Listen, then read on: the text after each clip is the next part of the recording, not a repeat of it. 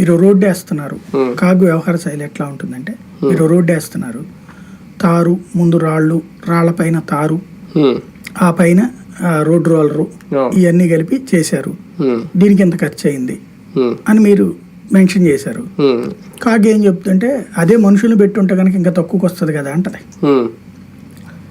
దాన్ని అంతా కూడా దాన్ని ఏమంటారంటే పెద్దరిక పాత్ర, ఇంట్లో ఉన్న పెద్ద ఆయన పాత్ర.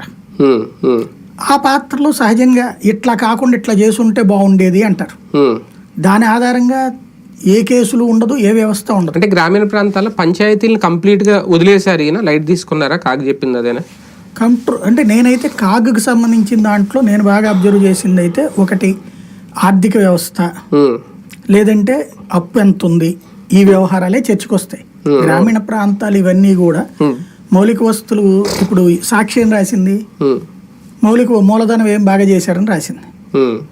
గ్రామీణ ప్రాంతాల్లో నిర్లక్ష్యం అనే పాయింట్ ఒక్కటి జగన్ చేసిన అతిపెద్ద తప్పు, రోడ్లు లేకపోవడం గ్రామీణ ప్రాంతాల్లో. అది తప్పించి గ్రామీణ ప్రాంతాలకి జగన్ వచ్చాక వచ్చిందే కదా.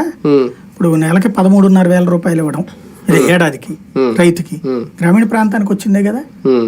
విలేజ్ క్లినిక్ గ్రామీణ ప్రాంతానికి వచ్చిందే కదా. స్కూలు నాడు నేడు గ్రామీణ ప్రాంతమే కదా. అదే సందర్భంలో రైతు భరోసా కేంద్రం గ్రామీణ ప్రాంతానికి కదా, సచివాలయ భవనం గ్రామీణ ప్రాంతానికే కదా. మౌలిక వస్తదే కదా. మౌలిక సదుపాయాల కల్పనకి డబ్బులు పెట్టకపోవడం ఏంటి? మౌలిక సదుపాయాల కల్పనకి అదే కదా. అంటే ఒక ప్రభుత్వ శాశ్వత ఆస్తి. అంటే పంచాయతీలకు కేటాయించాల్సిన నిధులు ఇలా మళ్లించారనా? వీటి మీద పెట్టేసి ఇంకా పంచాయతీలకు ఇవ్వకపోవడం వల్ల ఆ రోడ్లు, డ్రైనేజీలు అవన్నీ రాలేదా? అప్పుడు పంచాయతీలకు ఇచ్చేటటువంటి నిధులు పంచాయతీ ప్రాంతంలోనే దీనికి ఖర్చు పెట్టారు. అదే అవును. అది ఇంకేం చేయాలంటే రోడ్లు వేయాలి. ఆ ప్రయారిటీ లోకల్ గా ఉన్నటువంటి పంచాయతీలకు అవకాశం ఇవ్వలేదు. అది మెయిన్ పాయింట్ ఇక్కడ. అంటే పంచాయతీల సిస్టమ్ ఎట్లా ఉండాలంటే, మొన్న పవన్ కళ్యాణ్ పెట్టించిన సిస్టమ్, గ్రామ సభ పెట్టి, ఇదిగో మన దగ్గర ఒక 50 కోట్లు ఉన్నాయి, ఏం చేయమంటారు, మామూలుగా ఒక 50 లక్షలు, 1 కోటి 2 కోట్లు అట్లా వస్తాయి కేంద్రం నుంచి, దాంతో ఏం చేయమంటారు, ఇదిగో ఇట్లా